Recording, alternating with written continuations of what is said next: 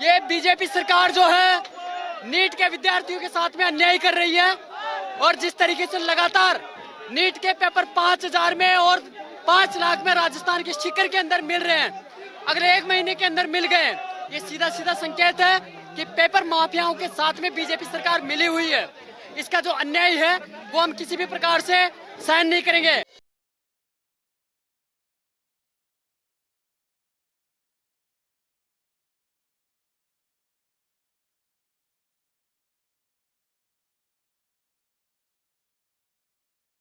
मुल्क भर के लाखों तलबा के लिए एक अफसोसनाक खबर सामने आई है।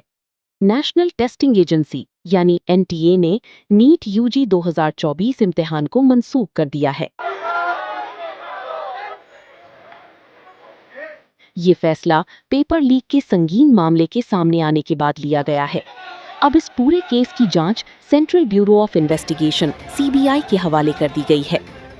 आप जानते हैं 2024 में भी ऐसे ही नीट में धांधली सामने आई थी और इसके बाद आज ये मामला सामने आया है।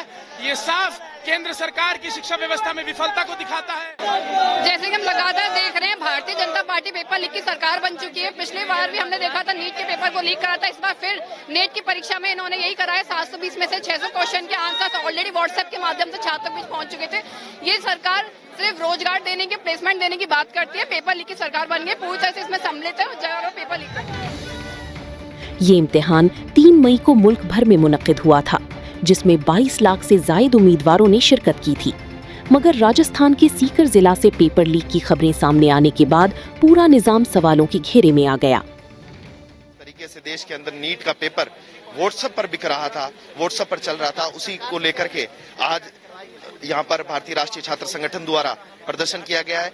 देश के अंदर हम देखते हैं कि किस तरीके से जो छात्र वर्ग है वो अपने आप को ठगा महसूस कर रहा है। कराते थे उनको खुद एग्जाम करने दीजिए। जिस तरीके से सारे एग्जाम को जो एनटीए दे दिया गया है, एनटीए खुद एक कॉन्स्टिट्यूशनल बॉडी नहीं है। जिस तरीके से नीट पेपर लीक हुआ 2024 का 24 का, फिर नेट जेआरएफ का पेपर लीक हुआ, अभी फिर से पेपर लीक हुआ, बिहार में पेपर लीक हुआ है, जिस तरीके से यूपी राजस्थान में अभी जिस तरीके से पेपर लीक हुआ है, प्रधानमंत्री ने इसे कुछ सीखा नहीं है, ना ही इस पे कुछ बोला है। जिस तरीके से हर बार जो पेपर लीक हो रहा है ये कॉम्प्रोमाइज्ड है, प्रधानमंत्री कॉम्प्रोमाइज्ड है, शिक्षा मंत्री कॉम्प्रोमाइज्ड है, और जिस तरीके से ये जो विश्व गुरु बनाने का जो डंका पीट रहे हैं, बोल रहे हैं कि पूरे दुनिया में डंका पीट रहे, यही डंका पीट रहे हैं। एजेंसी ने यकीन दहानी कराई है कि वो सीबीआई की जांच में मुकम्मल ताउन करेगी।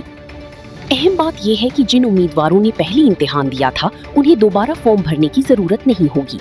उनका पुराना रजिस्ट्रेशन और इम्तिहानी मरकज बरकरार रहेगा और कोई इजाफी फीस भी नहीं ली जाएगी। ये मामला न सिर्फ एक इम्तिहान बल्कि पूरे तालीमी निजाम की शफाफियत और साख के लिए एक बड़ा इम्तिहान बन चुका है। अब सबकी नजरें सीबीआई की तहकीकात और आइंदा होने वाली इम्तिहान पर टिकी हुई हैं। ब्यूरो रिपोर्ट, मुंसिफ टीवी।